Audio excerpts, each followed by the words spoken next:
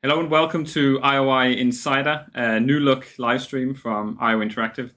My name is Travis. I'm the community manager based here in Copenhagen. I'm joined today by Clement, who's our community content manager. And for the next hour, we're going to be talking a whole lot about Hitman 3. We're going to be looking at some new content. We're going to reveal the new season. Yes. There's a lot that's going to happen. But we want to start by talking about the new stream, sort of our ambitions, our goals for it. It's been way too long. It's been about 8 months when we were setting up all the Twitch pages. It was last streamed 8 months ago, which is way too long. So we are really glad to be back in front of the cameras to be talking about Hitman 3. We're not going to be talking about other projects, any mythical beasts like James Bond. He's a mythical beast. We're talking purely about Hitman 3 today, even though the stream is called IOI Insider. So, Clemens, if you can introduce yourself for people that don't know who you are and tell us a little bit about why we've rebranded to IOI Insider and what people can expect from the stream coming forward. Yes. So, hey everyone. Glad to be back. It's awesome. We've been looking forward to this a long time, and it's been up in the air a long time. And finally, we can do it. It is going to be great. So we rebranded the stream to be IOI Insider to give you a better look inside IOI. And this is also a window for us to show you what's going on here, but also what's going on with the game. So we can stay in contact with you, and we can tell you why and reasoning stuff that might need reasoning, or we can just enjoy and celebrate the game. And therefore, we skipped monthly because we were restricted to do monthly. IOI Insider is more open for anything. So it's super cool to be back, and we're very happy. And we got Martin, our guy in the van, doing all the clicking of buttons. And so if there's anything wrong with sound or visuals, let him know, and he would maybe do it, or we can do it afterwards. But so good to be back, and IOI Insider, it's here to stay. Yeah, we'll be talking a little bit more about the future plans for IOI Insider, what you can expect before some of the upcoming streams that we have planned. It's not going to be 8 months again before we're back in front of the cameras. No. So if one production note, if you see us sort of looking down, we have chat right here from Twitch. So if you were wondering why we keep looking down, it's because we can see a whole load of familiar names and a few moderators as well. We'll be checking in on chat. We'll get to questions at the end, but that's part of our agenda. So we want to tell you what's coming up. When we announced it Monday, yes. Then we had 4 things on the agenda, and those 4 things are going to sort of stay true. They're going to guide us for the next hour on what we're going to talk about. So the first thing that we will talk about is the new season reveal. So we are right now in the middle of the Season of Greed, Act 1 of the 7 Deadly Sins, and Act 2 will release on Monday the 10th of May. And we'll talk to you about that when we get there to that part of the show. Super excited about that. We're also going to give a sneak peek to some of the content that's included in the season of Redacted. The upcoming season. So we'll give you a quick look ahead at what is coming up as well. We've got some very exciting stuff lined up. We're also going to look at the patch notes.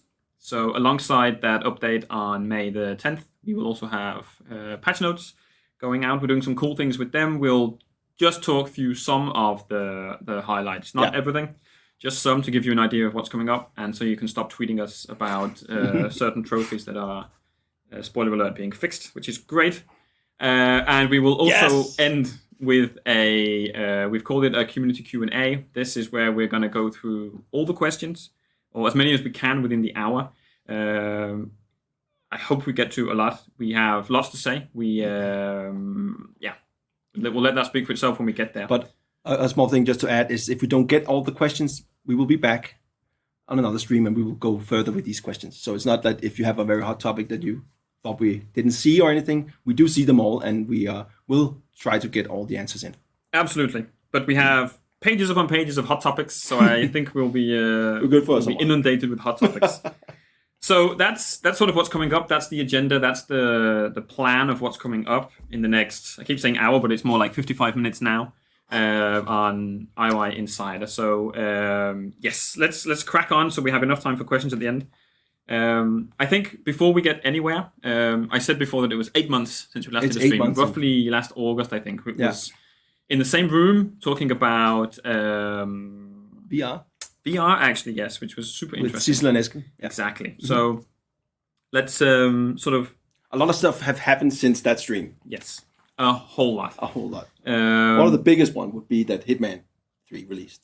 Yeah, of course. So let's talk a little bit about that. Let's talk a little bit about, just briefly to sort of set the scene of, like we said, it's been 8 months, it's been a while. We've not had sort of our side of the conversation. We've been very much focused on releasing content and updating roadmaps and getting the game out and publishing the game and getting sort of, releasing the game, which took a lot. Yeah. We're sort of out of that curve a little bit now, where we have a little bit more breathing room. We've managed to find the time to get ourselves back in front of the camera, to get ourselves back talking about the game. So let's do that. Yeah, we made it a high priority, right, to be back. Yes. So that was...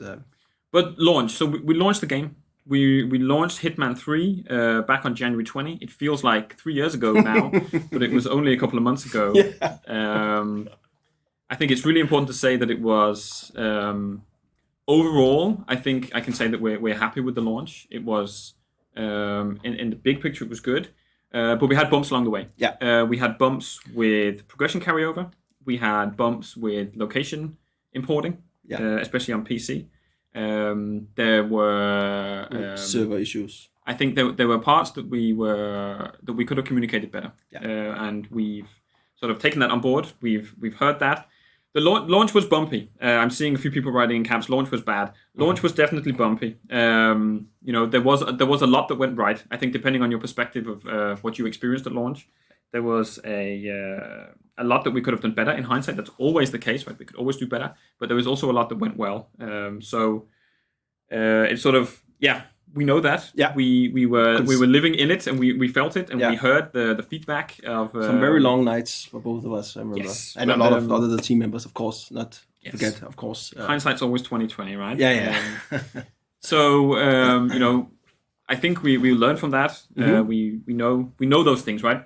We definitely know. So launch, but then also, I think it was. I remember the day when we went through the review scores that came in. I think the game itself sort of proved to be popular. It was critically well received. Yeah. I think the large majority of players enjoyed it too. The feedback has been great.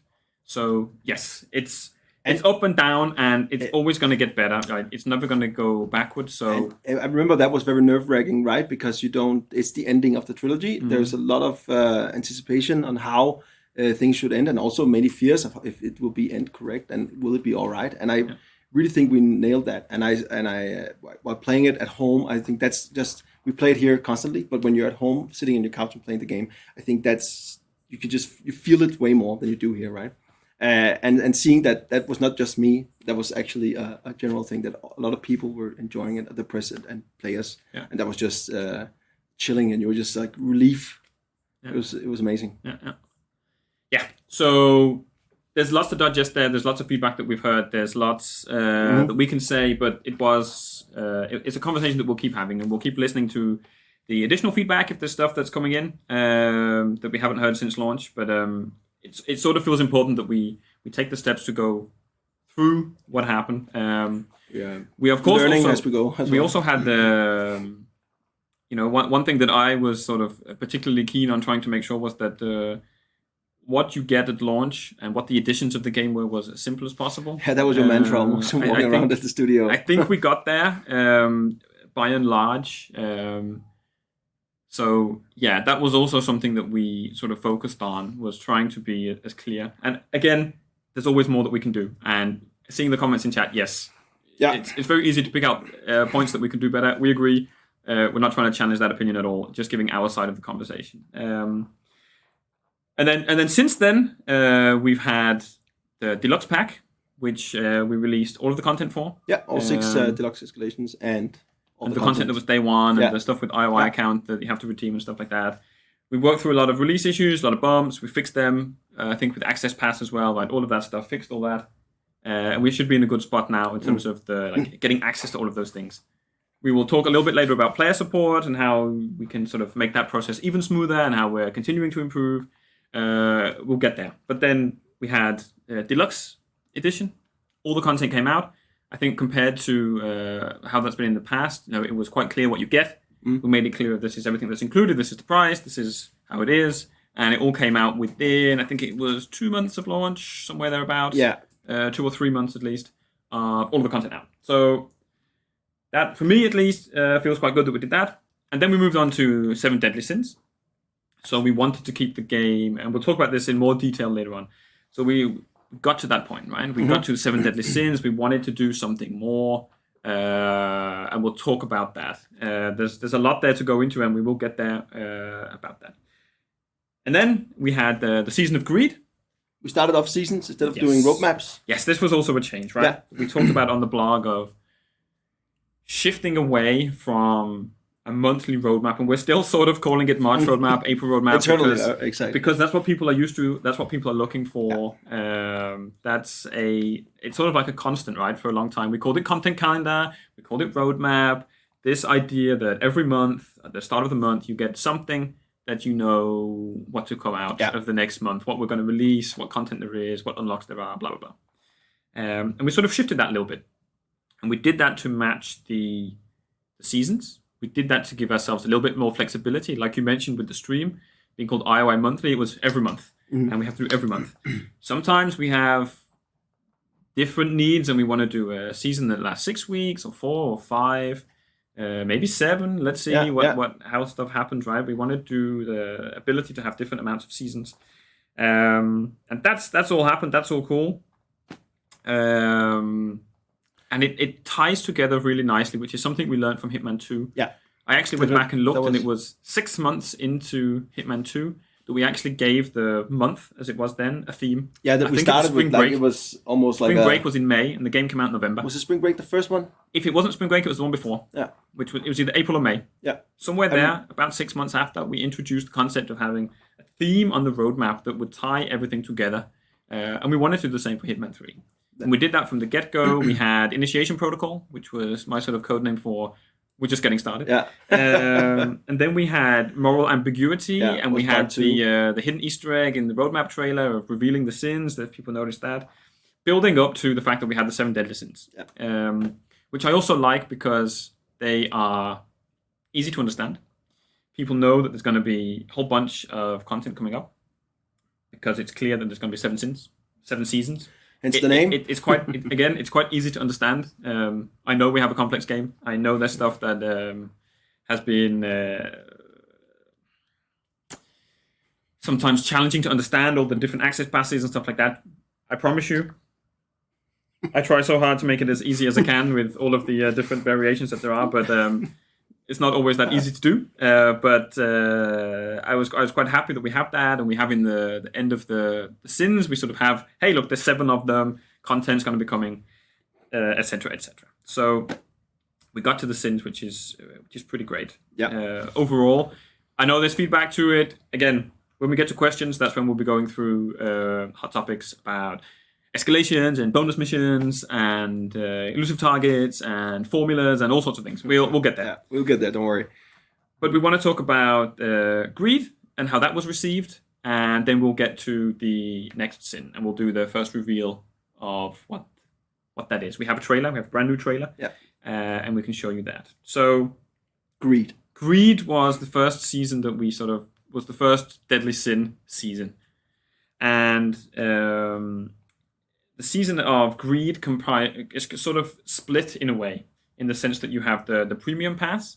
If you want to buy, like, make a purchase, buy the DLC, get the suit, get the items, unlock them through the escalation. Mm-hmm. Or if you want to just play through the regular season and you want access to the free live content, you have that too. Yeah. We wanted to make sure that it wasn't split between, if I buy the DLC, I'm the one who has the Greed content, and I don't get a sense of it if I'm not choosing to buy the DLC. Exactly. So we tried to balance it. So that's also going through all of it. Like, everything is Greed inspired. Yes. From feature contracts to the other escalations and missions. Everything is around Greed to make it like a whole pack. Yes. Yeah. And the there's no escaping the irony of the first paid DLC for the game being called Greed. We knew that months before anyone made that joke, because we obviously saw it and thought, hey, people are obviously going to say this, right? We know that, and we'll get to the Q&A, and we'll talk about value propositions and all those sorts of things. So I think it was a nice way to start with Deadly Sins. I think it was quite an easy one to understand, like the concept of it being very gold, very visually distinct from what we've done before. Yeah. Having the concept of sort of 47 waking up and sort of it's like in the this of dreamlike sort of state, and it's sort of, what is happening here? Where are we? Who's talking? It was very visually strong. It was quite cool, I think, and we'll talk more about it later on. It also introduced the concept of there being a content pack for each season, and that sort of is one of the main things that fits within a roadmap. So we have the new content, right? We have the escalation, we have the suit, we have the item. Yeah. And it's very purposeful that we have those things and how they fit. I think there's more to say about Creed, but I'm also feeling that it makes sense now to talk about the next season. Yeah, I guess so. I think so too. Reveal what's coming up, unless you want to add anything about Creed. No, we can talk about what's coming up next. Yeah, I think we should do that. And also, I mean, with the seasons of Greed and moving forward, it's also a challenge for the roadmap video team to make these, aka me, because I do have the theme, but how do you interpret this theme?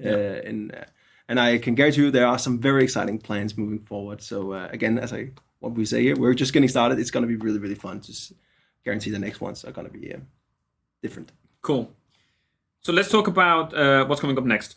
So we are right now in the season of Greed. Yeah, and it ends. And it ends on May the 9th. Yeah. AKA. Which means that Act 2 and the next season of Sin starts on May 10, where we have patch notes, we have game update, and server maintenance, a whole bunch of stuff going on. And the new roadmap coming out. Yeah. So the next Sin, we've said when it's revealed. I think we're ready to run the trailer. So what we're going to do is we're going to show you the trailer. We're going to let that announce the season, give you a first look at what's coming up. Then we'll talk through it. We'll talk about what's happening, and we'll talk a little bit about the future of Sins as well. Mm-hmm. And then we'll give a sneak peek into some of the content that's coming in the season of. That's your cue, Martin. 47. 47, can you hear me? You need to wake up. Don't listen to her. We don't need her anymore. What does she know? Sitting behind her desk, telling you what to do and not getting her hands dirty. You are much better than that. You are the apex predator.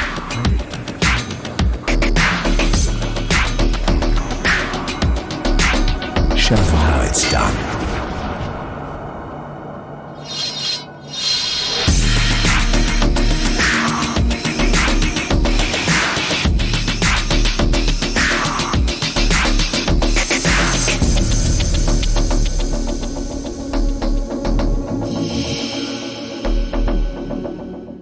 Okay, so Pride. 7 Deadly Sins Act 2 Season of Pride starts on May 10th with a new escalation. Yes, you guessed right. We'll talk about escalations a whole lot more later on. A new escalation, the Pride Profusion, which will sort of, again, like Greed, have some unique gameplay that's in there. We'll talk a little bit about that. Mm-hmm. It will also unlock some pretty cool items. So there is the Narcissus suit, which I really love. Yeah. And we can pop these items up on screen for you so you can have a look at them as we talk about them as well. The Narcissus suit that you can see. We have the Majestic, which is a sniper rifle. And then we have the Proud Swashbuckler, which is a lethal melee item. A katana or sword, however you want to call it. A swashbuckler. So this comprises Act 2. This is paid DLC. And the Season of Pride will also include Pride-themed regular live content that is free for owners of the game. Yeah. There's a lot packed into the roadmap. Very juicy one. Very nice. Really, really cool. One thing that we do differently in the Pride Profusion is that whereas in the Season of Greed you had the frog, and you had to feed the frog.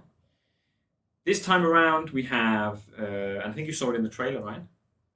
I think you see the peacock. If not, there's a peacock, so now you know. Yeah. There's a really cool mechanic where we're sort of playing up with how proud you are, and challenging you to prove that you are the best. Yes. How proud are you of your skills? How proud are you of what you can do? And if you and depending on what you do, and depending on your how you choose to complete the objectives, you'll get a completely different experience. Yeah.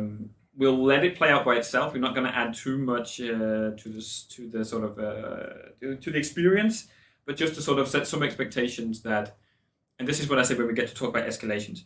Escalations are really, really flexible.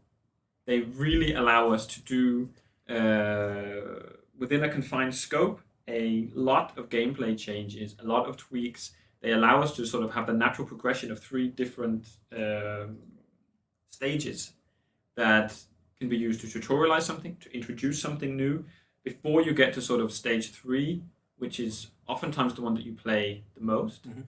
But we also wanted to subvert some of those expectations. We did that with Greed, where you can reset the escalation to then collect all the coins again if you wanted to do that. Whereas we saw that a lot of people would get to stage 3 of the escalation, and that's the one you replay, because usually it builds up. And it sort of allowed us to do it, sort of get more fruit out of it, out of the, what's it called? More juice out of the fruit, right? In a way. And it's the same with Pride, the Pride Profusion. It's a little bit about adding replayability, about giving you a choice that then determines what your objectives are, depending on your interactions with the peacock, and sort of giving you a reason to replay and get feedback along the way about your choices and what you've done. The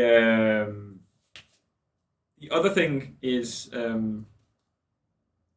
we specifically said when we announced the 7 Deadly Sins collection that we said contracts, and that's because we want to keep the doors open. We might well move away from escalations for some of the missions, for some of the the content in the 7 Deadly Sins, but it might also be that all 7 of them are escalations. But one really important thing that I want to stress is that escalations, like I said, they're flexible, but we can do a lot more with escalations than we have currently done. There is going to be changes for, not changes, how to say this best. I don't want to spoil stuff that's coming up. No. But there's things we can do with escalations that we haven't done yet.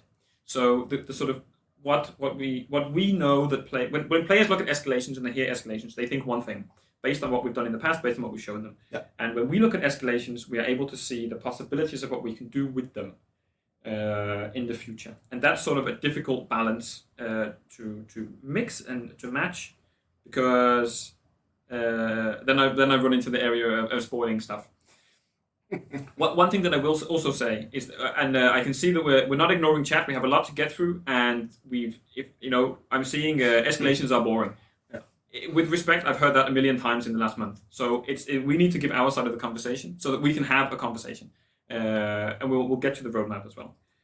So we can do more with escalations. That's the essence of what I want to try to express and try to talk about, is that we see escalations slightly differently.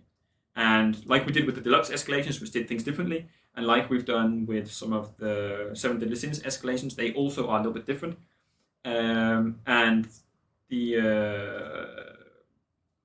sort of the options that we have are going to evolve. And the last thing I want to say about the Pride DLC is that or the 7 Deadly Sins, is that moving forward, the feedback that we got from the Season of Greed will become more apparent. Because once we had released the Season of Greed, the feedback that we got, as quick as it was, is not so easy to implement into the next season, because the next content, because we've already started to build that. It's pretty locked in. As we go forward, and especially with the next And it's strange already now to talk about Act 3, but I think it's important because we keep getting escalations. We keep getting escalations is the message that we keep hearing, and it's important for me to say that we're doing more than just what you think is an escalation. So there's going to be visually and gameplay differences that are really significant in upcoming Act 3 DLCs. Starting with Act 3, we'll be talking about that a whole lot. So if you're thinking, and this is one of the things that we also acknowledged, if you're looking at the Season of Pride, if you're looking at the DLC and thinking this is a lot like Season of Greed, yes it is. And we acknowledge that and we know that. And feedback from Greed will be moving forward. So we'll be back here, we'll be back talking, we'll be honoring our side of the conversation, talking to you about how the game is going to change, how the game is going to evolve based on the feedback that we're getting. And I think it's just important to say that we hear you. It looks like we haven't heard any of the feedback because the two DLCs are quite similar. But that's not the case. It just production schedules mean that it takes a little while for it to get in there. And that is very important to underline that we do listen and we do see the feedback. Of course, it just takes time to implement it. And we will. So I'm just that's. And we will get to that. And I see a lot of people talking about price as well. Let's talk price as well later on. Yeah. So yes, keep the feedback coming. We are listening. We are reacting, even if it's not that apparent. And it's really good to have the conversation. So it's not one way, either us to you or you to us. So I'm looking at my agenda, what I want to talk to now.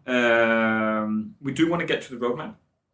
We want to talk a little bit about other content that's coming in the Season of Pride. It feels weird to say it now. I'm always hesitating on Season of Pride, which is the Act 2 for 7 Deadly Sins.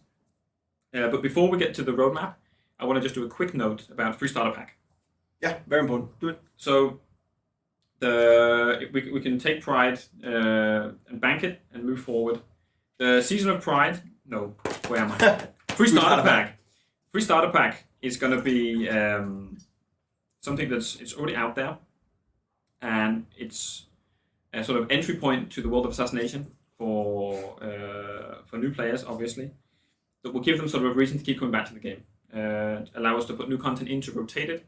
It also allows you to, if you own Hitman 1 and Hitman 2 content, you can import those locations into Hitman 3 Free Starter Pack. So you have sort of the updated version of those items. You get Hitman, you get 47's camera, you get the improvements to animation, gameplay, rendering, lighting. So you get all the benefits of those Hitman things. 3 without. Basically, you can boost up your Hitman 1 and 2 locations into Hitman 3's arena, let's say, for $0. So yes. And save a lot of space on your hard drive by doing it. Yeah, that's also true because it takes up a whole lot less space. Yeah. So the Free Starter Pack is there primarily for new players, and I just want to preface that if you're a new player, I know most people watching the Hitman live stream are probably old players anyway. You know what's going on, but yeah, that's the Free Starter Pack. Yeah. That's also happening. So Clemens, let's talk about May 10th. Let's talk about the start of Season of Pride, and let's give some sneak peeks into what is coming into the game with the Season of Pride. Yeah, so there is a lot of stuff coming in the Season of Pride, and a lot of cool stuff. For instance, we have the next Hitman 3 Elusive Target coming in, the Iconoclast, and is a very cool and very nice mission, of course. So if you are ready for a new Elusive Target, it's coming, and it's coming quite soon. In the roadmap, I will still tease it because you will have to see on Monday, where we will, of course, show the entire roadmap. And on Monday, they will also drop something. There's a lot of stuff coming in the game as well. Let's just underline that. So this is a sneak peek of what's coming in the roadmap. Yeah. The full roadmap with Clemens in his video and the roadmap trailer and the whole thing. That's going to drop Monday, May 10th. Yeah. So while the game is on maintenance mode and you can sit back and watch the video. Patch is coming out and you're downloading it or waiting for the update if you're on Switch and Stadia, then that's when the full roadmap trailer is coming out. Yeah, and the image as well. That's very good. That's very important. It's on May 10th, and I'm really looking forward to see people, because I've seen a lot of people talk about what will I wear. What will I wear? So the Iconoclast is one thing that I want to highlight for this season. And looking forward to that. I love new elusive targets, and I especially also love seeing players play them, because that's always nerve-wracking. That's the formula.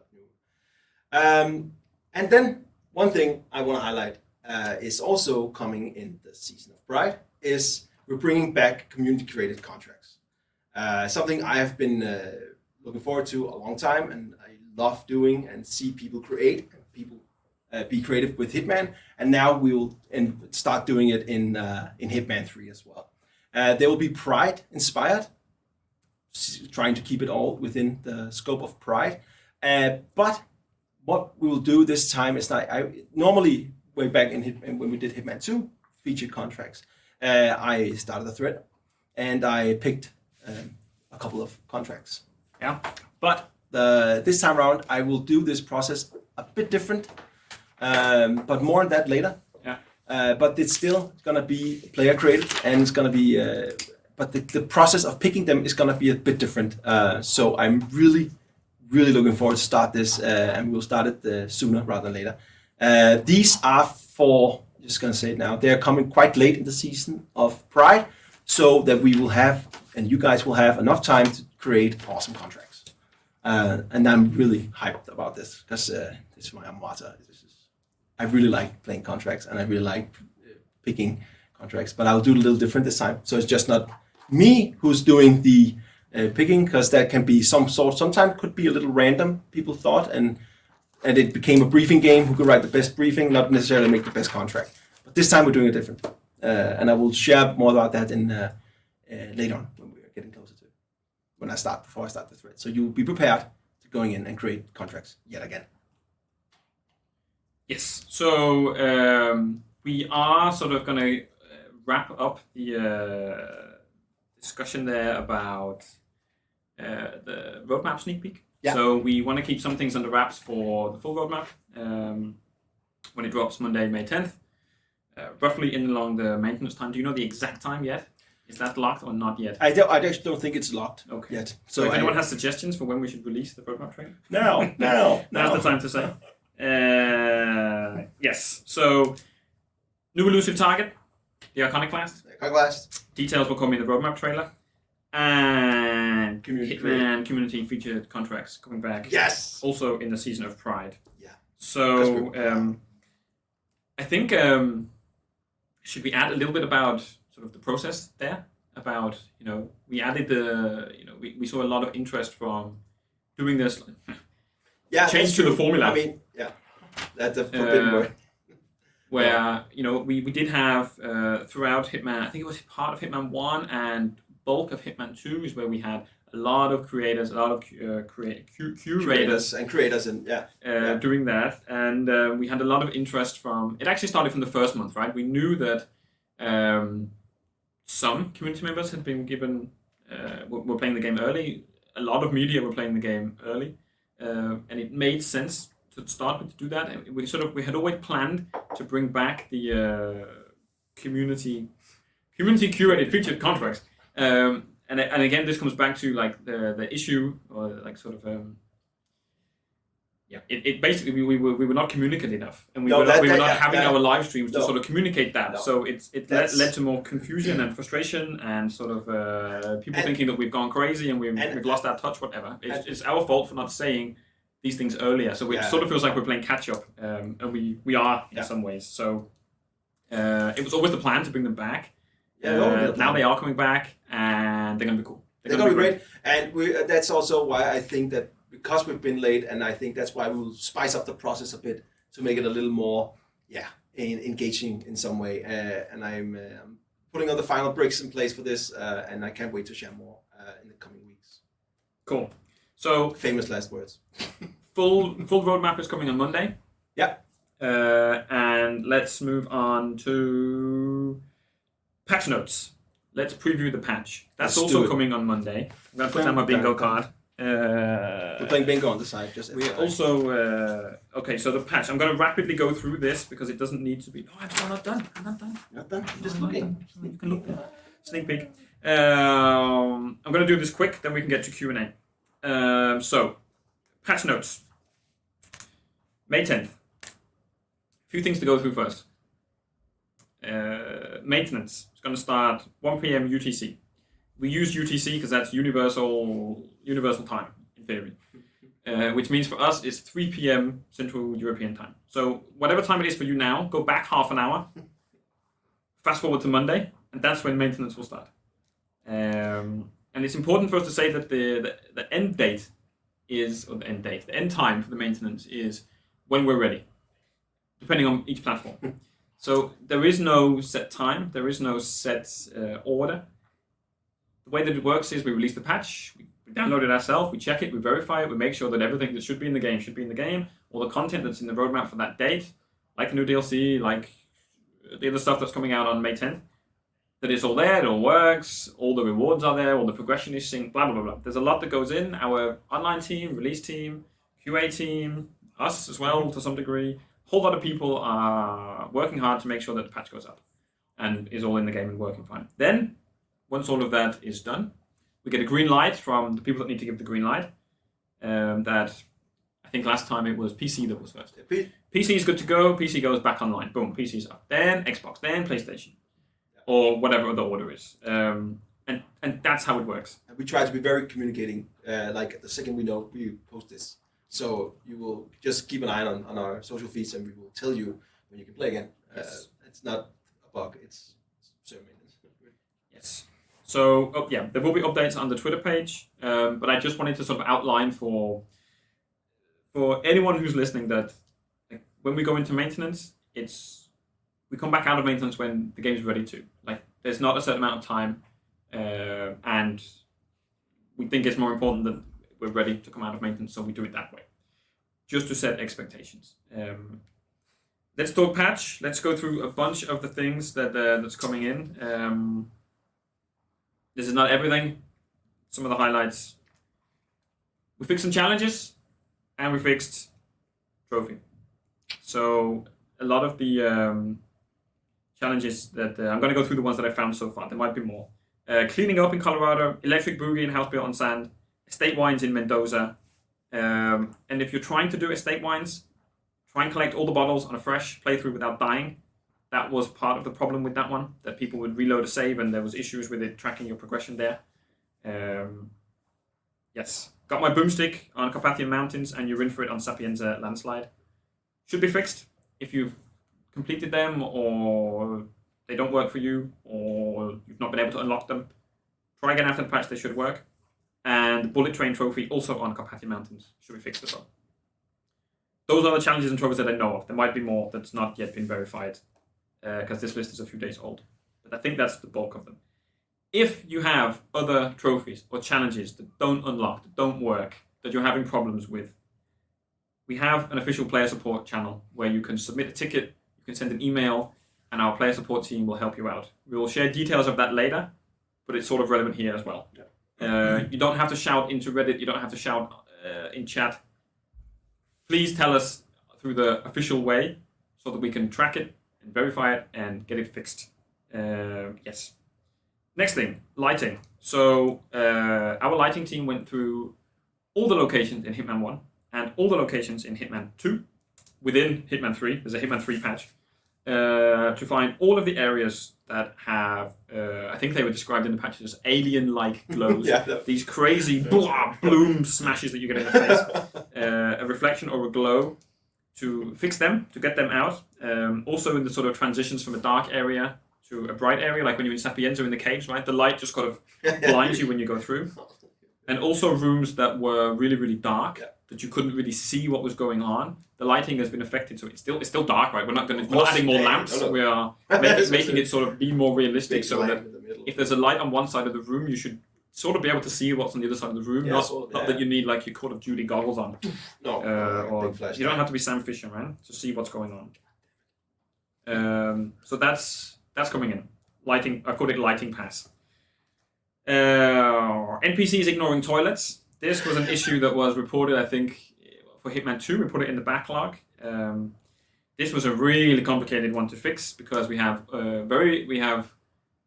I think it's 4 or 5 different types of bins. So this one, for people that don't know, is that if you poison a target or NPC or someone, instead of going to a toilet, they would go to a bin. Even if there was a toilet in the bin. No. Even if there was a bin in the bathroom, if there was a toilet in the bin. If there was a toilet in the bin, then it works. That would be perfect. Yeah, just add all the bins to the toilet. So it made some challenges difficult. It made NPC behavior a little bit weird. That's changing. I see someone saying fixing NPCs seeing through walls. Yes, there are some instances of that in there. Most of the time, those things are individual things, like the wall in whatever place. It's not that we forgot to toggle on. NPCs don't have instinct. That's not a thing. It's usually because there's some sort of minor issue with collision, or the walls are not quite meeting up, or something. So if you have those issues, again, player support, we'll get to that. It's not just, we can't just go fix all of them. We need to know where they are individually, right?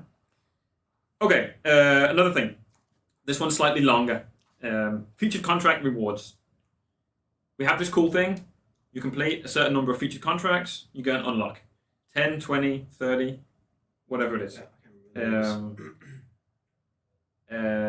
40. I think there's going to be more as well. And if you got to that milestone, you would get the unlock. And the intention for this at launch was that you would have complete a certain number of unique contracts, and then you would get the reward. But unfortunately, you could repeat the same contract and tick up that progression, which wasn't the intention. But it happened and people did it. Okay, fine.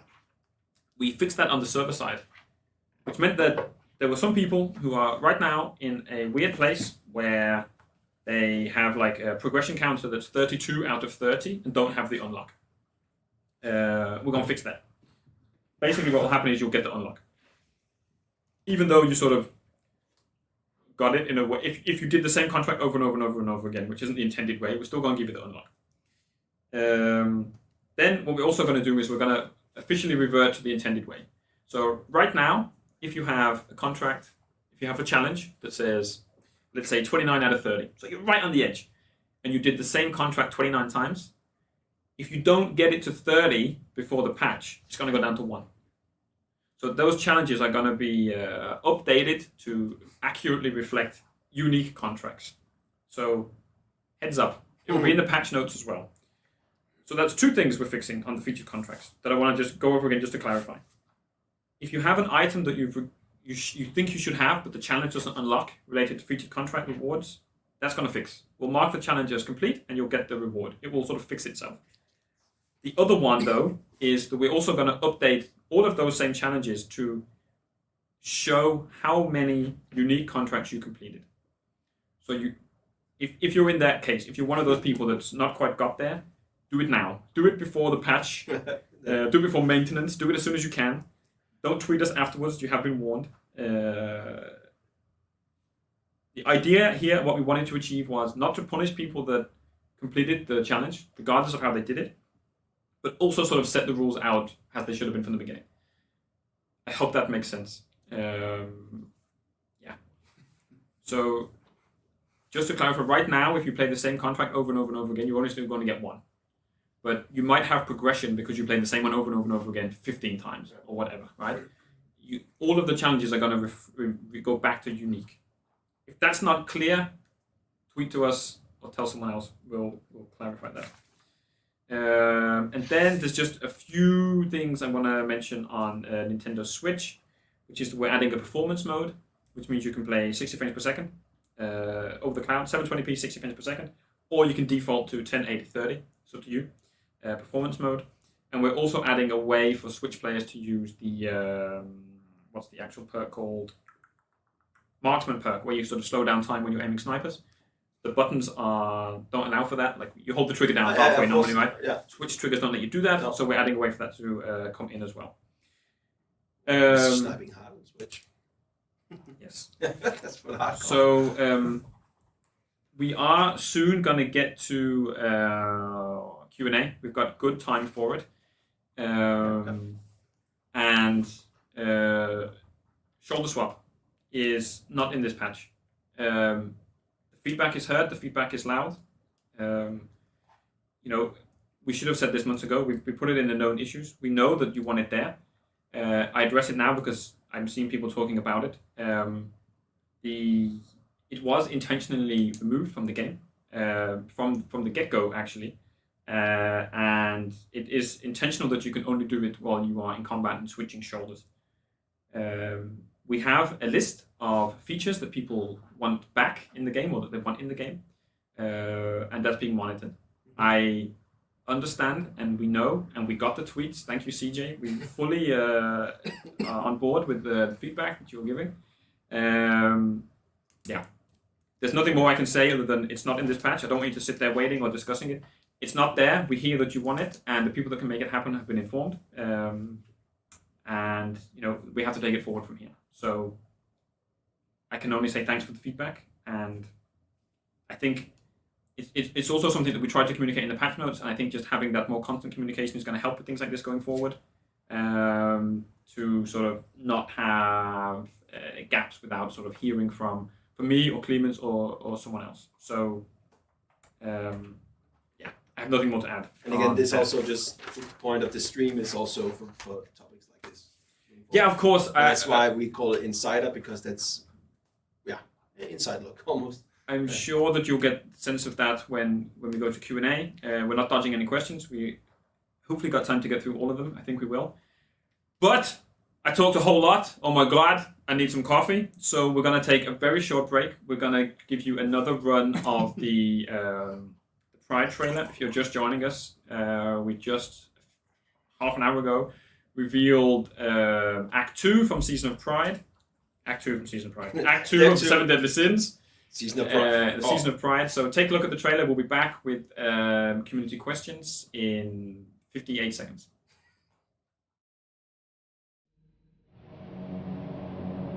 "47.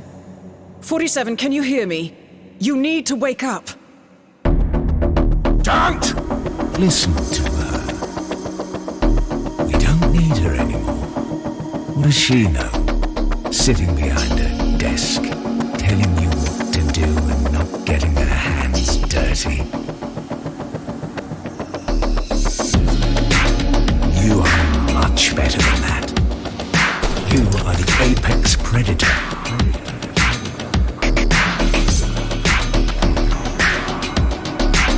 Show them how it's done.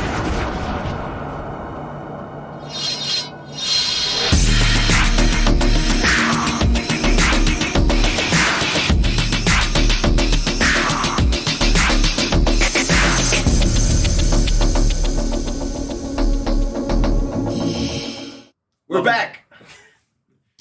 We are back for part 2 of IOI Insider. Thank you for tuning in and watching along. I think we should have you do the intros, Clemens. You're a whole lot more energetic than I am. I'm almost like, welcome back. Talking What's up? Yeah. So, if you are just joining us, we're slightly delayed. I can hear that you just heard us shout. It's super weird hearing your own voice, what you just said a few seconds ago. So let's just briefly talk about before we go to the Q&A. Let's talk about player support. Yeah, let's talk about player support. So let's quickly touch base. We recently released we have an official place where you can report your bugs, where you can get help, where you can we have a lot of articles about how to import your progression, how to import your locations, how to redeem your access pass, all the questions that you might have about the game. You can go to ioi.dk/player-support, or if you just Google Hitman 3 player support or try and find it somehow, we have it pinned on Reddit and Discord and not Twitter yet, but you can find it. If you can't find it, then we'll put a link somewhere. You should be able to find it. That's the official place for you to submit a bug report. Tell us what you're experiencing, what's not unlocking for you. Tell us what platform you're on. That information gets logged, tracked, goes to the dev team, goes to QA. They will be able to go through the list, through the issues, figure it all out, and then that information go into the patch notes and the patches, right? Mm-hmm. We get there. I don't think you can. Some of you can't post links in chat. So if that's coming up, we know that, but maybe the mods can or we can. We'll make sure you can find the link.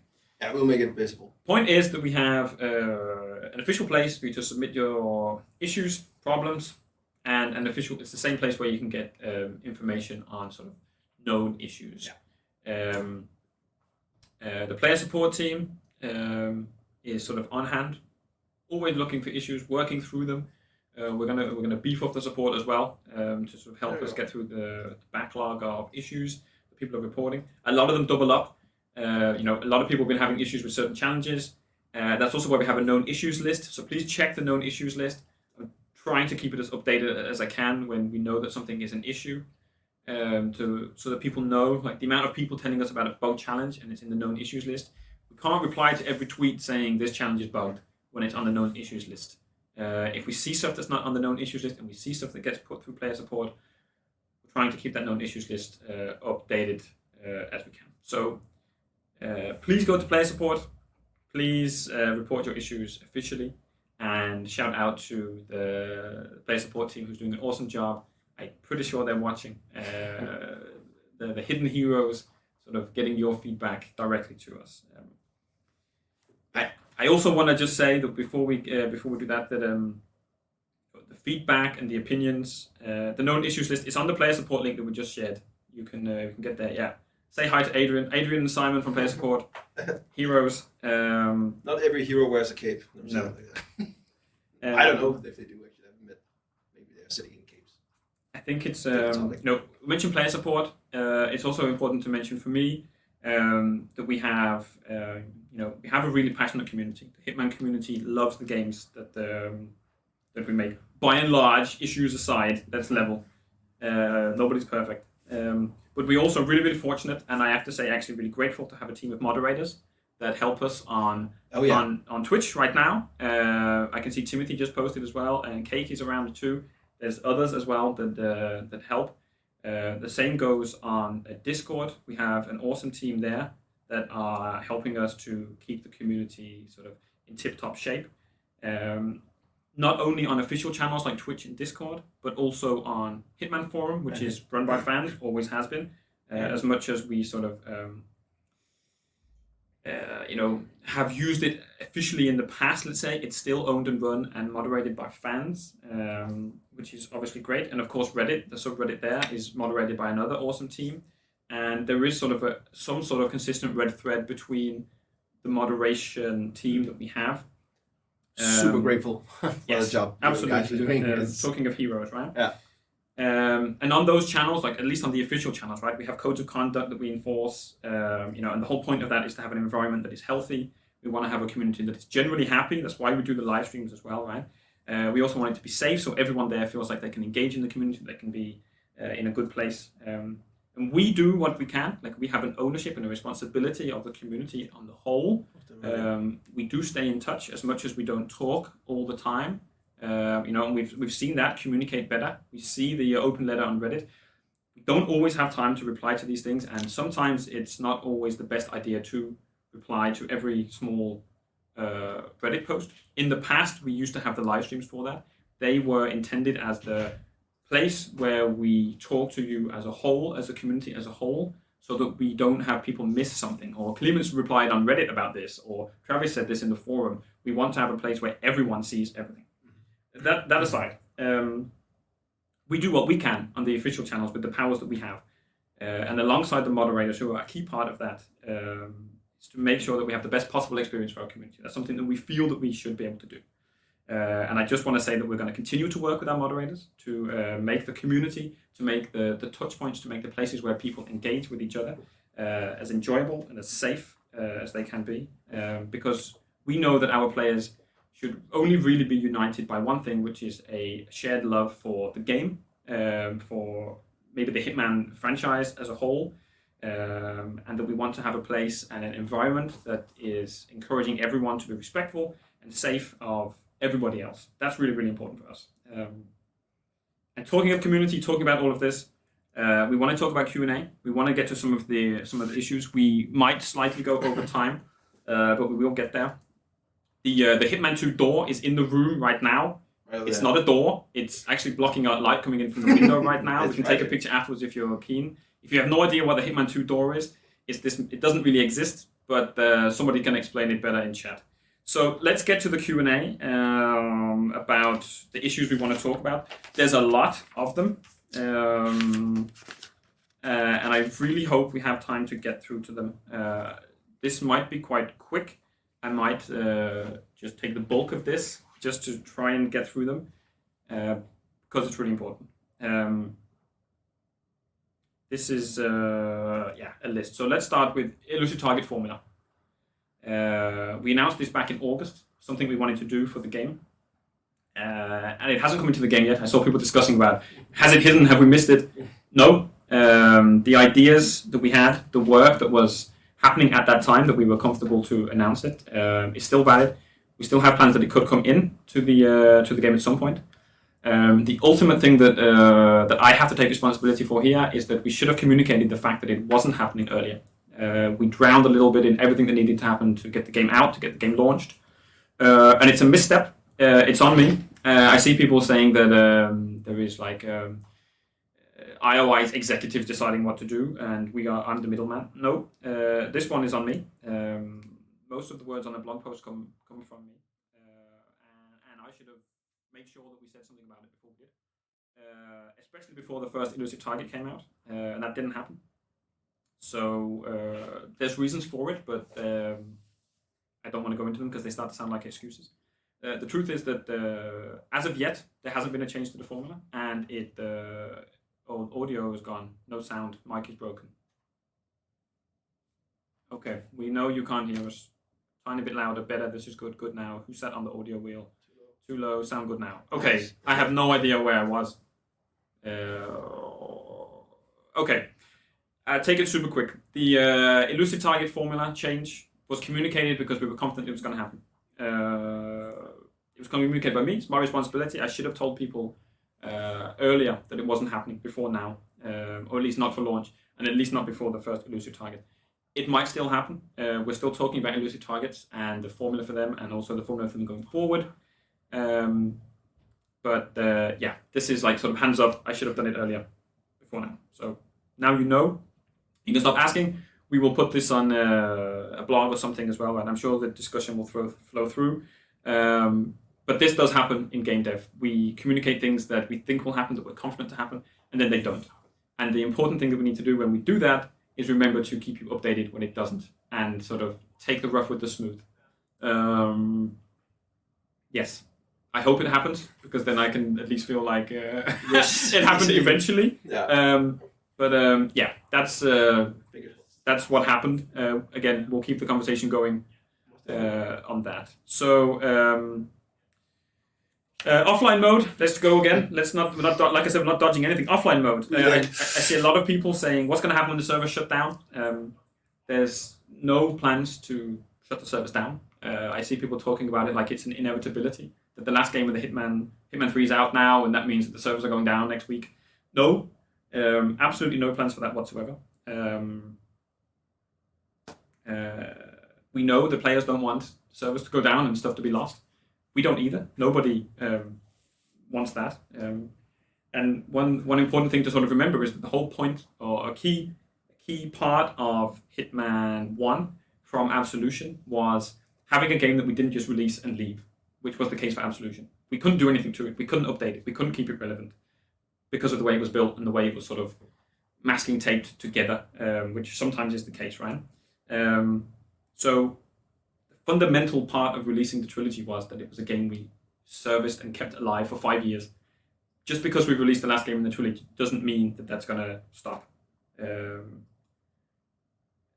I think also over those 5 years, we've always been building new features. We've been building new improvements. The online team has limited amount of resources, right? We don't have 5 million people working on this. And we've been focusing on new features, evolving the systems we have, supporting the new content releases to put out things like elusive targets constantly. Instead of thinking, right, let's make a full-on offline mode. So those changes, those focuses might change. It's something that we've been hearing. It's on our radar. It always has been. I'm not here to give a big happy ending and say some announcement. At some point, we will have a concrete answer, because in 100 years, something will have changed, right? Either we will have an offline mode or we won't. Right now, it's just about us giving information, about giving context, about saying that we hear what you're asking for. That's where it is. If there's more sort of granular things you want to know about this, then that's a different question. But what will happen when the server shut down? I can't answer that concretely, because we're not planning to shut the servers down anytime soon. So we don't have that answer. The answer I can give you is what I've just said. And if there's, like I said, if there's more concrete things you want to ask, we can take that on another stream. But for now, that's where we are for that. Contracts mode. What's happening to it? Updates. Are they coming? Again, this is one that's on the radar. We've asked for feedback before. We love contracts mode. We think it's great. It's another gray area of, I can't say, here's what's happening, here's the plan. I can say that it's discussions. We're always doing stuff. We're always doing something. We'll get there. If we have stuff to share, of course we'll share it. And later down the line, if some of these discussions turn into something more concrete, then we'll tell you about them. It's wait and see.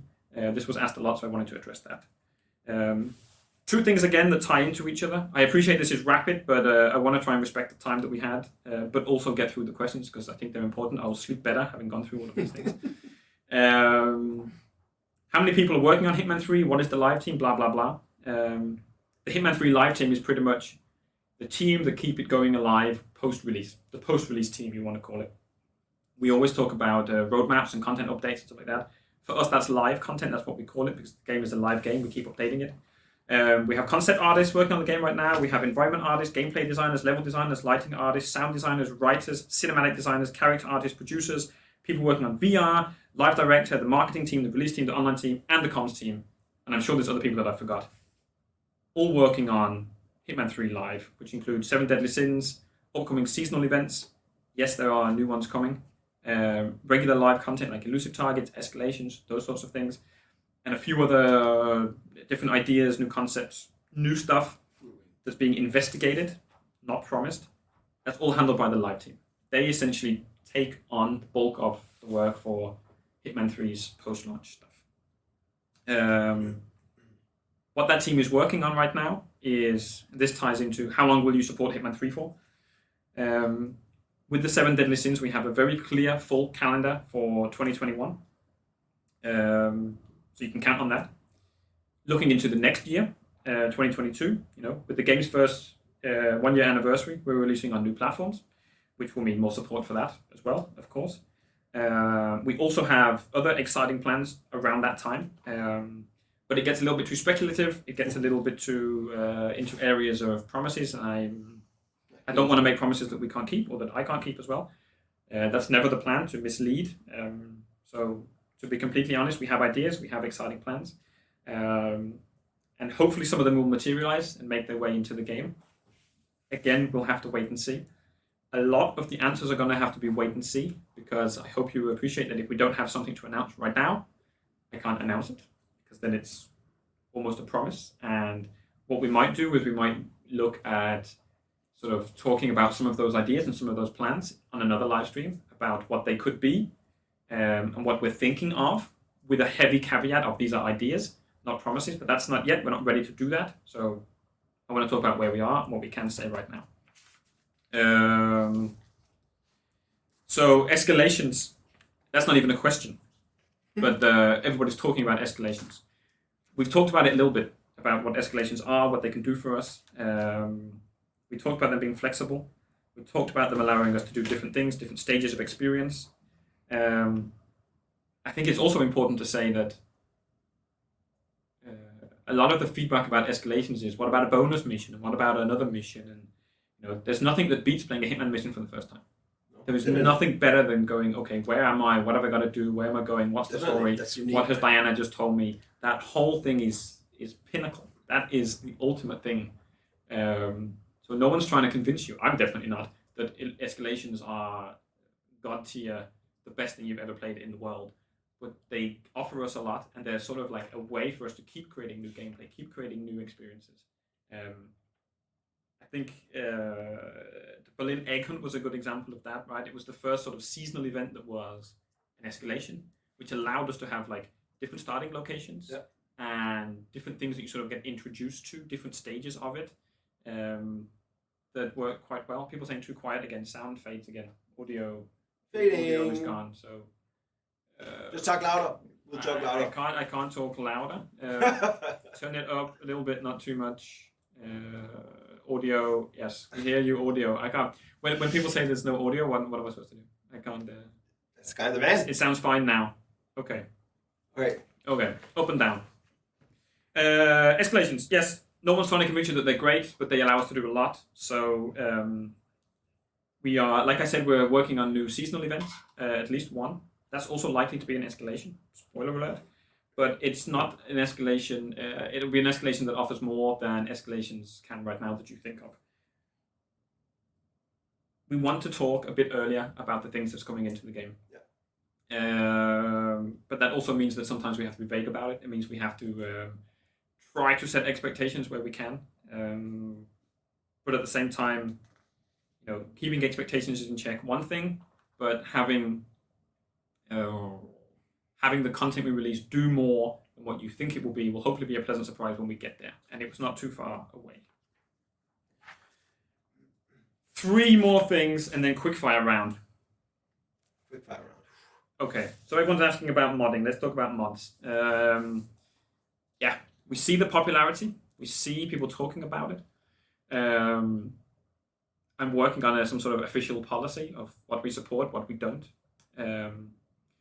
I just want to be clear that for now, for the avoidance of doubt, as it stands right now, we don't officially endorse any modifications to the game. Just to make that perfectly clear. But we are working on a policy for what we do or don't support or endorse. As part of that, I think I don't want to say personally, but we know that from what we've seen, right, content can come out earlier. People can share stuff that's not in the main game yet. It would help us. It would help Clemens and I. It would help our plans. It would help.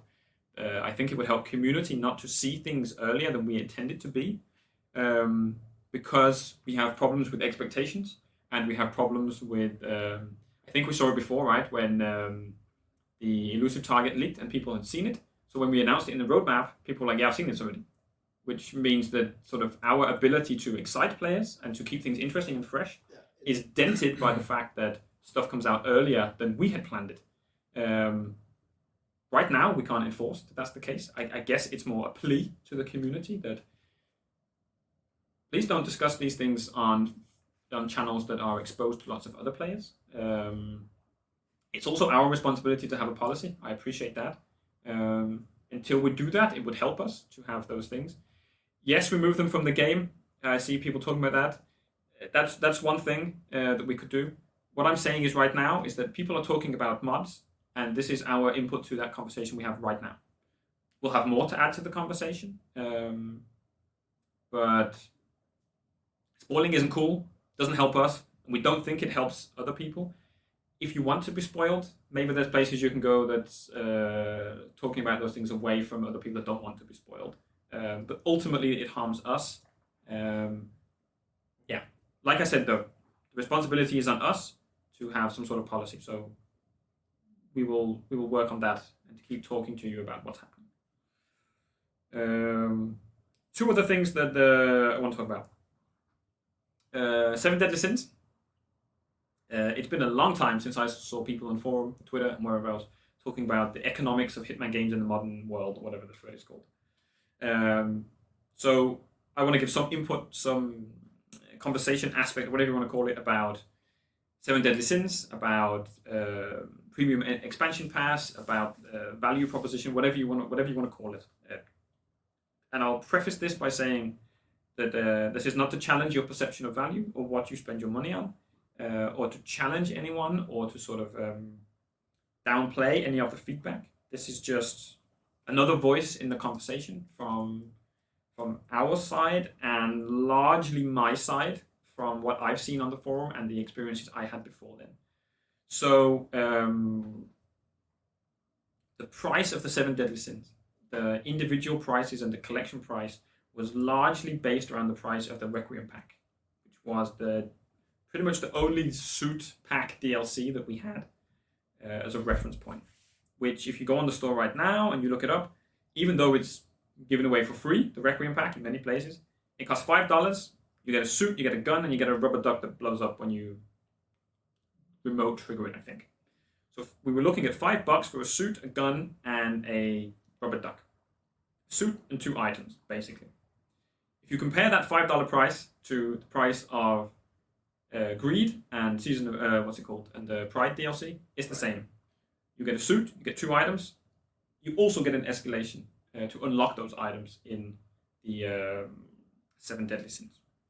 I understand as well when I say this, there's a lot of different things to this. By saying certain things, I don't mean to exclude other things. This is a huge conversation that we've been absent from, that we need to have some input on, so you understand a little bit more where we're coming from. This is not to adjust anybody's changes or to say anybody's wrong in what they're saying. I want to be very clear about that.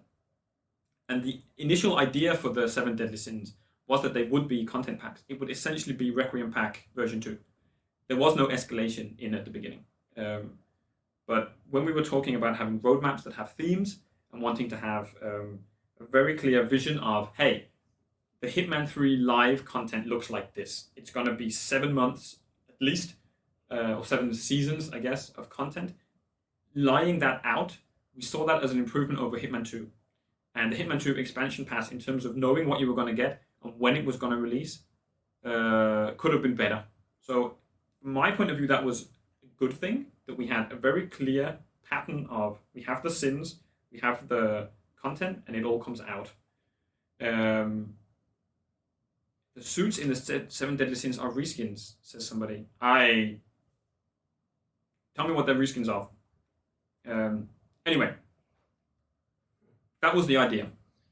So if you look at it as if you have 7 Requiem packs that cost $5, get you a suit, a gun, and an item, and you multiply that by 7, you end up on 35, which is, right, 7 times 5 is 35, right? I'm not here to do the maths. I think the collection is actually $30. The point being, if you look at it individually, which is the full price, that's the best way to look at it. Requiem pack costs $5, Season of Greed or Greed DLC and Pride DLC, each 7 Deadly Sins DLC costs $5. That was the comparison we were looking at. We were looking at what it cost for a suit and 2 items. The journey that we went on was to add the escalation in afterwards. And I understand it's about perception, right? And I understand that it's about what players perceive as value and paying for escalations. But that wasn't the journey that we went on when we were making this content. So I just want to add that to the conversation. That was the comparison point. We didn't set out to charge for escalations. We set out to make cool items, cool suits, that we put a price on that matched what we were charging for the Requiem pack, which was the baseline or the sort of comparison point that we had for it. That's where we are. That's sort of, I hope that adds to the conversation. I hope it gives another angle. I hope it gives us something else we can continue talking about. We basically had a Requiem pack and we wanted to add a cooler way to unlock it rather than just buying it and put in an escalation. And the team sort of got super creative and added the concept of new gameplay and what the sins and what that turned into as a full package. That was the idea, at least. Again, sort of leaning back to what you said about Insider, right? The intention here was just to go a little bit behind the curtain, a little bit of process, a little bit about what it was, and how it fit in. Of course, we'll keep looking at what you're saying about it, and obviously, I'm very open to be challenged, and I can see chat flipping through, but I can't keep up with it and explain all of this. But it was important that we add our voice to that conversation. I've said that 100 times, but it's important. And also, it's important for us to be transparent about it. Yes. To some sense. And we will do our best. That's also, again, where the stream can come in. Yes. As a tool for that. Yeah. So we will stay in touch. One question that I see people asking about. I don't understand why you couldn't add any new maps. Everyone wants them, and the 2 maps we got from Hitman 2 were bangers. The 2 maps you got from Hitman 2 were bangers. One of the reasons for that, and full transparency there, is that making a Hitman mission fucking takes ages. It is a monumental undertaking that should cost more than $5. The episodes in season 1 I think cost $9-10 or something. It's not. It sounds really stupid to say it, and I'm not the best person to say it. It's not that easy to just make a Hitman 2 mission or a Hitman 2 map. We also, when we set out, the game dev process is that things are planned months ahead of time, and it's a very it can get a little bit dry to talk about, but we have processes, and we have budget, and we have resource allocation, and we have all of the people that need to be working on something, so that stuff gets made. so that the games we can keep going, blah blah. It gets into different things than just I would pay $25 for a new map, or I would pay this for this map, or whatever it is. Right? There's planning that goes on months, sometimes even years ahead. That when we get to a certain point, we knew that Hitman 3 was the end of the trilogy. We knew it was the end of the story. So compare it to Hitman 2 and saying, well, just add more maps. The vision, as I remember it at the start, was that we don't want to add more story. Key word for Hitman 3 was closure, in the sense that the story is done. And sure, we could make a bonus mission, and sure, we could add a new mission, and all of this. There's a million reasons why you can challenge what I'm saying. I understand that as well. I'm not here to shut them down. I'm here to add as much insight as we can. And we're way over time. I want to say one last thing, and then we'll talk about just the last quickfire question. The other ones we won't have time to get to. They're just the quickfire ones. Bonus missions. This ties in nicely to what we just talked about. There was an interview that we did, and I think we were quoted as saying something like, we're going to rework existing locations in it. Everybody took that to mean we're going to do bonus missions. Yeah, that's correct. Which I think also, from the outside point of view, which we have been for a little while, that sort of has also lent to the frustration of, another escalation, I want a bonus mission. Why is there not a bonus mission? Why is there not a mission? Why is not this? And in hindsight, again, we should have been quicker to clarify that and say, curb the expectations at least. Because if the expectation is a bonus mission and you get the Creed DLC, yeah, they don't match up. No shit, Sherlock. It's completely different. We get that. And again, we should have been quicker to clarify that, curb those expectations, keep that there. What we were referencing in that was 7 Deadly Sins, which was, if you look at Greed, it looks different. It's a remix. It has a lot added to it. The invitation was something different. We should have been maybe clear in our interview. We should have been clear afterwards. There's a million different things we could have done differently. So that's where we are. Future, also that we mentioned it before, right? Deadly Sins content in the future is going to have even more changes. Some of them are going to be quite dramatic. You're going to see differences that we have made. When we start talking about the season after Pride, on the stream 4 or 5 weeks from now, or maybe 6, it'll be more apparent. But specifically for bonus missions, it's not completely off the table either. Again, it's something that we're talking about. Again, it's something that, based on the feedback of the last few months, that it sparks discussion internally. Whether something happens, I don't know. I'm making no promises, so I hope there's not too much disappointment. But you're all talking about bonus missions. Guess what? So are we. You're talking about mods, price of 7 Deadly Sins. You're talking about contracts mode updates. You're talking about Hitman 3 live team, support for the game, escalations, offline mode, ET formula. All this fucking 4 pages. So are we. And it's taken 15 minutes. And if we go off script, it means a lot. It means something to us that, the feedback we've been getting has been coming at us. So it feels like we have a lot to say. So we said it. 17 minutes longer. That's what it is. I'm playing bingo, and the first question I have here is Codename 47 Remaster. That's not on any roadmap. Sorry, Mr. Ochoa. That's not on the roadmap at all. I'm just going to go crazy now. Ray tracing, we planned that for later this year on PC. We announced that already. On consoles, we have to wait and see.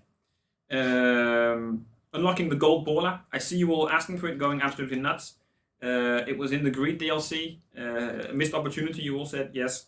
We recently made a list of items, community wishlist items, based on one that was on the forum, actually, and put that in front of the live team. The gold baller stood out. Good chance you might be getting the gold baller soon. Again, no promises. Again, no promise, but they're really gonna troll me if they don't put it in now. There was a cool question I liked about giving fans getting their ideas implemented into the game. This on Hitman Forum, I think, and share them, talk about them, get support for what you want to see. If you can tell us what you want to see in the game, rather than complain about what's actually in it, it helps us. If you just say, I don't like this, that's great, but why don't you like it? What would you prefer to see? What is something that you think is missing that would improve the game? When you are faced with something you don't like, what would you prefer to see, or what do you feel when you see that? That will help us as well. And the last thing, holy shit, I'm gonna go have a beer. more than I have coffee. Last bit of coffee. Clemens, now I'm going to talk to you. This is a perfect segue. One of the questions was, are we doing something for the Blood Money anniversary? So yes. Hitman Blood Money is 15 years old in exactly 3 weeks. 26th of May. God, you feel old. I think 26th of May. It was somewhere in May, back in 1982, that Aston Villa were champions of Europe. Really? Gotta squeeze that in. That's not on the bingo. Put that in the bingo next time. Aston Villa reference. Yes, we are planning something. Nothing massive. Clemens is going to tell you about it. Yeah. So, what we're gonna do is also we're going with that we don't call this IOI monthly because that limited us to one stream a month because of monthly. So Insider, we will have a spin-off of the IOI Insider where we hopefully, the plan is that we talk with some people that worked on Blood Money and play the game with them. Have a little more, let's call it, the name is still in the works, but something similar like a spin-off to the IOI Insider, like a bonus round or bonus mission or something that we will stream all sorts of things. Like this could be one thing, and then we have other plans laying around for this. So it's also going to be a little less professional. It's going to be sitting in a... If you can call this professional. That's what chat's going to be saying. What the fuck? This is professional? This is professional. But it's going to be a little more relaxed, and we will have the developer in and talk about what they've done on the game back then and so on and so forth. And moving forward, we will also doing bonus streams where we do other fun stuff. Yeah. So the really cool thing about right now we're calling them bonus streams or spin-off or optional we don't know the name yet. Or side quest or whatever. I think that's going to be the stream where we talk about what we had for lunch. I've seen people asking, right? That became a thing on this stream. That's going to be the sort of lunch chat, playing games, playing other people's games, having a good time, not going through patch notes, not having coffee-fueled rants about it's going to be 4 pages of community questions. But it's going to be more chill, and it's going to be more chill, more welcoming, and yes. And also just want to add that this is as an open format as it can be. So if you have anything that you think could be a cool thing, try us. Yes. See what if you have any cool ideas what you would like to see from a bonus stream, let me know, and let's do something creative. I think that because we want to do it open, have it be a little chill. It could also just be one of us playing the game or playing a game somewhere on the planet. So that's sort of the future that we sort of imagine for IOI Insider, that it's sort of will probably be 2 streams a month. Yeah. One of them is going to be patch notes. It's going to be ahead of the content release. It's going to be talking about seasons and DLC and all the other stuff that you're talking about. Yeah. And then we'll save playing games. Yeah. We'll save all the other stuff. There'll be a more casual one. The other one. What we do. People saying room for a third chair. Yes. Clemens mentioned that. Hitman 3 devs in the studio talking about the game. Yeah. We can also do that on these streams too when we show content. We didn't this time because I just spent 45 minutes talking about questions. And even Clemens had nothing to say on those. Oh, so if we have another dev, it's a waste of their time. They should be downstairs. We're on the 4th floor. Downstairs working on the game. All the patch fixes that you're asking for, they're down there fixing them. Not sat here looking at the camera thinking, who's this crazy guy talking about patch notes for a fucking hour. But that is also... So it's going to be cool, right? It's going to be great, yeah. I'm really looking forward to this. And we're opening up for doing multiple streams to stay more in contact with you guys and also just have fun with what we're doing. Yes, also community fan art. That sort of and fit better in the other stream. And concept art, yes, people asking for that. Fan art and whatever. All of that stuff. We're going to make a fan service stream. So one thing I want to say to end, and I just want to say that I really appreciate the fact that everybody has waited 23 minutes longer than was planned for this. Also, the time of the people that are working on the stream is that I saw somebody say sorry for asking questions. No, don't apologize. Don't apologize. A lot of the frustration that I'm sensing from the forums has come from us, and it's come from me. It's not come from people in helicopters or executives or whoever you want to sort of pass the buck to. The communications manager is responsible for the communication, and that's me. I started by talking about ET formula and there's other stuff. Launching a game is fucking crazy, and it got crazy, and communication is the one thing that got slipped, because releasing the content couldn't slip. And we will do better. I will do better. And don't apologize for asking questions. The reason that we are here and in front of the stream is largely to do these questions, is to have that dialogue.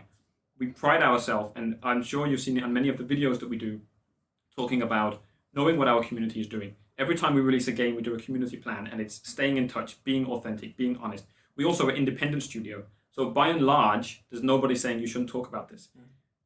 In some cases, they are, because we work with partners, and hopefully they don't mind crazy live streams once in a while. But we are in a position where we can open the gates, and we can have a stream called IOI Insider, and we can have a discussion with you. And the feedback gets heard, and the frustration is also on our side. It's on my side, because I'm also wanting to say these things earlier than we have now. Yeah, I'm also checking my watch. I'm also checking those things. And I'm also not going to apologize for going crazy, because we're also passionate. We also care. We read all the feedback. Sometimes people tell me about, hey, have you seen this Reddit thread? Hey, have you seen this bug posted? What can we do about this? How can we implement this? How can we send a nice letter to this person who sent us a tweet or whatever? Yeah. The team here is super passionate, super dedicated. They love Hitman just as much as anyone. I'm in the privileged position of being the one that gets to talk to you, and I'm sure they would probably also love to be able to talk to you as well. And we are sort of the gatekeepers of that we chose this time to keep the stream closed. So I hope it comes across, not that we're angry at the feedback, not that we're frustrated. Our frustration, my frustration, is from me not being able to talk sooner. We are going to talk sooner because we love the game just as much as you. And the fact that we're doing multiple live streams hopefully is a testament to that. Yeah. And if there is a topic that you think that we dodged, it will be the first thing on the stream next time. So tell me what it is. I tried to cover all of them. Yeah, and it was 4 fucking pages. It took ages to write it. So tell us, and we'll talk about it. Yeah. And I hope we've lined up whatever it is that's going to happen at the end of the stream. So I can end and just go fucking mic drop or whatever it is. So let's just say thanks for watching. Yes, let's do that, and then go home and cry with regret. And I promise you one thing: I'll get this man a beer. Take care, and we'll see you on the next IOI Insider.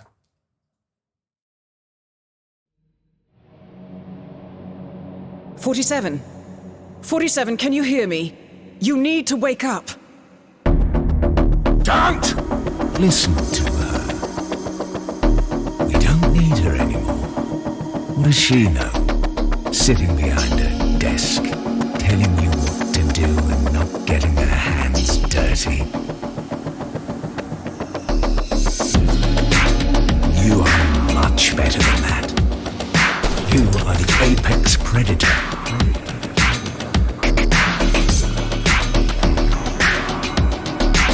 Show them how it's done.